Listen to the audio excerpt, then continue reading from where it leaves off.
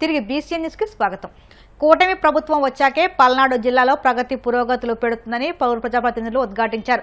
Super 6 పథకాల stall ప్రదర్శన, లబ్ధిదారుల అభిప్రాయాలు, ప్రజాప్రతినిధుల ప్రసంగాలు, కార్యకర్తల కోలాహల నడుమ నసరావుపేట పోలీసు కవాతు మైదానంలో నిర్వహించిన 2 ఏళ్ల నమ్మకం అభివృద్ధి సంక్షేమ జిల్లా స్థాయి విజయోత్సవ సభ విజయవంతమైంది. ఈ సందర్భంగా మంత్రి గొట్టిపాటి రవికుమార్, ఎంపీ లావు శ్రీకృష్ణదేవరాయలు మాట్లాడుతూ 2 ఏళ్లలో జిల్లాలో చేసిన అభివృద్ధి, సూపర్ 6 పథకాల అమలుపై ప్రసంగించారు.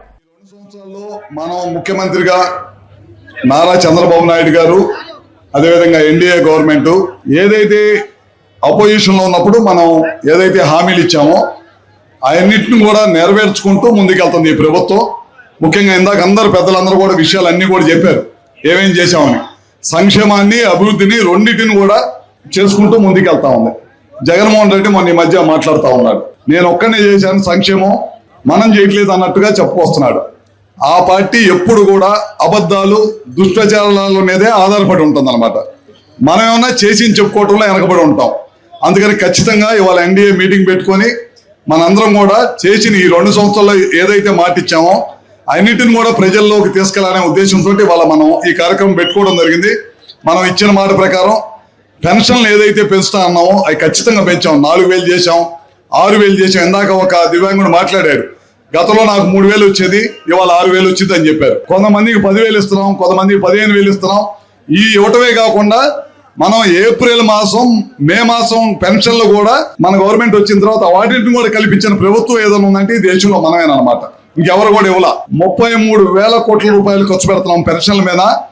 ఈ దేశం మొత్తం మీద ఇంత పెద్ద ఎత్తున పెన్షన్ల కోసం ఖర్చు పెట్టే ప్రభుత్వం ఏదైనా ఉందంటే మన చంద్రబాబు నాయుడు గారి ప్రభుత్వం, కూటమి ప్రభుత్వం మాత్రమే అని చెప్పి తెలియజేసుకుంటా ఉన్నాం. దాదాపు తల్లికి వందనం ఆ రోజు ఏదైతే మనం మాటిచ్చామో దాని ప్రకారం ఒకే రోజు తల్లుల అకౌంట్ లో 10,000 కోట్ల రూపాయలు వేసాం. గతంలో మీరు చూసి ఉంటారు, జగన్మోహన్ రెడ్డి ఎంతమంది పిల్లలకు ఉంటే అంతమందికి వేస్తానని ఒక్కరికి మాత్రమే ఇచ్చారు. మనం ఒకరున్నా, ఇద్దరున్నా, ముగ్గురున్నా, నలుగురున్నా అందరూ కూడా మనం పెన్షన్ ఇచ్చే కార్యక్రమం చేసాం.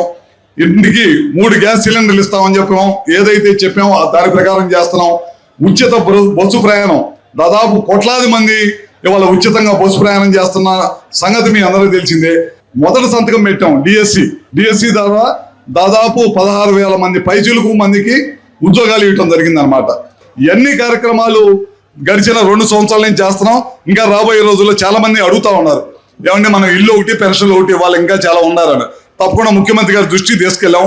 కొద్దిగా ఫైనాన్స్ గా, ఎందుకంటే గడిచిన 5 సంవత్సరాల్లో ఈ రాష్ట్రంలో ఉన్న వ్యవస్థలన్నిటి కూడా సర్వనాశనం చేయటం వల్ల మన ప్రభుత్వం అందుకే అధికారంలోకి వచ్చిన తర్వాత వైట్ పేపర్ రిలీజ్ చేసి మనం అధికారం చేపట్టే నాటికి ఈ రాష్ట్ర భవిష్యత్తుని, ఈ రాష్ట్రాన్ని ఏ విధంగా సర్వనాశనం చేశాడు జగన్మోహన్ రెడ్డి దాన్ని కూడా ప్రజలకు తెలియజేసి అప్పటి నుంచి మన పరిపాలన స్టార్ట్ చేస్తే ఇవాళకి ఇవన్నీ కార్యక్రమాలు చేసుకుంటా ఇంకా హౌసింగ్, అదే పెన్షన్లు కూడా ఇవ్వాలి.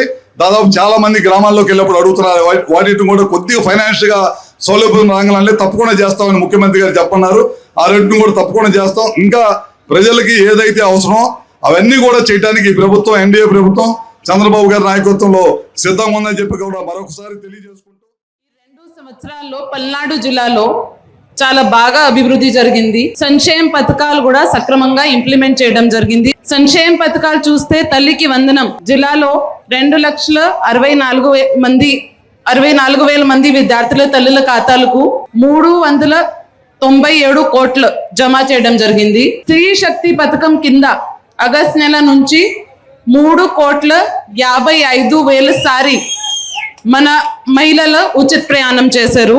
దీపం 2 పథకం కింద 19 లక్షల మంది లబ్ధిదారులకు 134 కోట్ల భారీ ఆర్థిక లబ్ధి చేరుకోవడం జరిగింది. అన్నదాత సుఖీభవ పథకం కింద 2,40,000 మంది రైతుల ఖాతాలకి 455 కోట్ల జమ చేయడం జరిగింది. దీంతో పాటు ఎన్టీఆర్ భరోసా పథకం కింద పెన్షన్స్ ప్రతి నెల ఇంటి వద్ద ఇవ్వడం జరుగుతుంది. 2,72,000 మంది వృద్ధులు, డిఫరెంట్లీ ఏబుల్డ్ దివ్యాంగులకి ఇప్పటి వరకు 2,900 కోట్లు నేరుగా జమ చేయడం జరిగింది. P4 పథకం కింద బంగారు కుటుంబం ఐడెంటిఫై చేసి 35,000 మంది ఈ 2 సంవత్సరాల్లో బెనిఫిట్ ఇవ్వడం జరిగింది.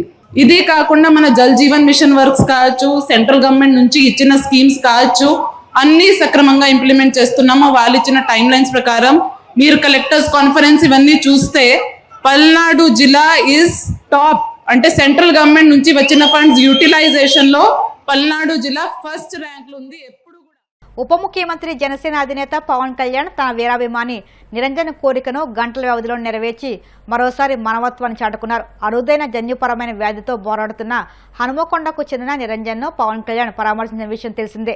అతను కోరుకున్న పూడిల్ జాతి కుక్కపిల్లలను సాయంత్రం అతని ఇంటికి పంపించారు. అభిమానికి ఇచ్చిన మాట నిలబెట్టుకుంటూ సాయంత్రానికి జనసేన నాయకుడు నిరంజన్ ఇంటికి వెళ్లి పూడిల్ కుక్కపిల్లను అందజేశారు. దీంతో నిరంజన్ ఆనందాన్ని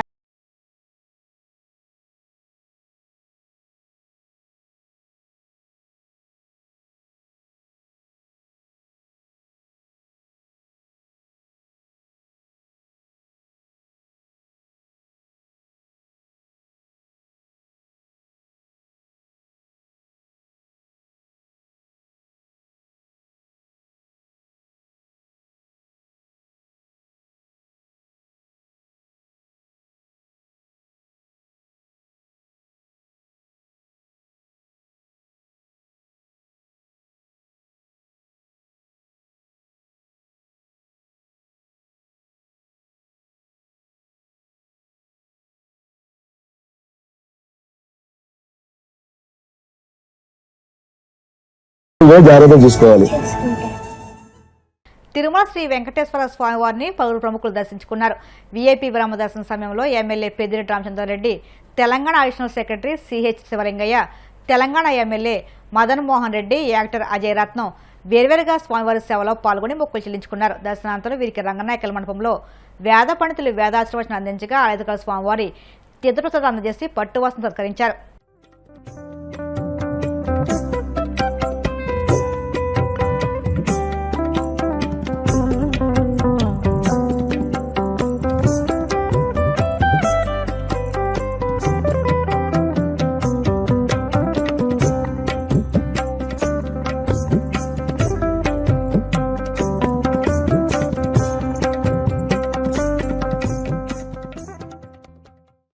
ప్రత్యక్ష దైవం శ్రీ శ్రీ శ్రీ వెంకటేశ్వర స్వామి దర్శనానికి రావడం జరిగింది.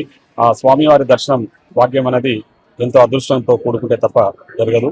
ఈరోజు స్వామివారిని దర్శించుకోవడం జరిగింది. ఆ స్వామివారిని ఒకటే కోరడం జరిగింది, అందరూ ఆయుర ఆరోగ్యాలతో సుఖ సంతోషాలతో ఉండాలని చెప్పేసి, ఆ స్వామివారి కృప ఎల్లప్పుడూ మా మీద ఉండాలని చెప్పేసి ఆ భగవంతుని కోరుకోవడం జరిగింది. వార్తలు ముగించే ముందు ముఖ్యాంశాలు మరొకసారి. అదృశ్యమైన 2 ఏళ్ల చిన్నారి జ్ఞానేశ్వరి కుటుంబాన్ని పరామర్శించిన హోంమంత్రి అనిత. ఏ చిన్న అవకాశాన్ని వదలకుండా అన్ని కోణాల్లో దర్యాప్తు సాగుతుందని వెల్లడి.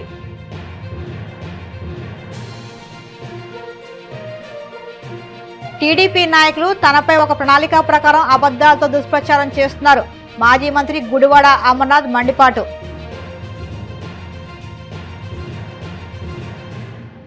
రాష్ట్రంలో శాంతి భద్రతలు పరిస్థితి రోజు రోజుకు దిగజారుతుందన్న వైసీపీ నేత వంగవీటి నరేంద్ర. కూటమి సర్కార్లో కాపులపై అరాచకాలు హద్దు మీరేయని వ్యాఖ్య.